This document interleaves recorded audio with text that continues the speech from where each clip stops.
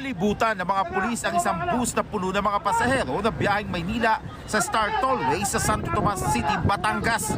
Pinasusuko nila ang 5 lalaking tumakas sa Batangas Provincial Jail sa bayan ng Ibaan. Ang isa sa kanila dumaan sa bintana ng bus. Walang magpapaputok! Taas ang kamay ha! Taas ang kamay! Ilang sandali lang, magkakasunod nang lumabas sa pintuan ng bus ang iba pang mga tinutugis.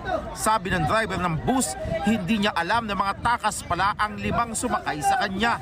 Nalaman na lamang niya ito nang tawagan na siya ng kanilang inspektor. Sabi sa akin, ay magkalalay ka na, sinusunda kayo ng pulis, itigil mo dyan sa Santo Tomas sa may CR. Ay, nervyoso ako. Baka ito yung mga hostage doon eh. Pinababa ng mga pulis ang bus driver at pinapatay ang makina. Noong una, ayaw umanong sumuko ng mga takas at humingi pa ng media. Pero matapos ang halos 20 minutong pakikipag-usap, sumuko rin sila. Nakumbinsi naman natin na peacefully mag-surrender sila. Kinausap ko lang po yung sabihin na natin na nagtumayong leader sa kanila. At gusto lang nila makausap yung pamilya. Hindi naman daw sila lalaban.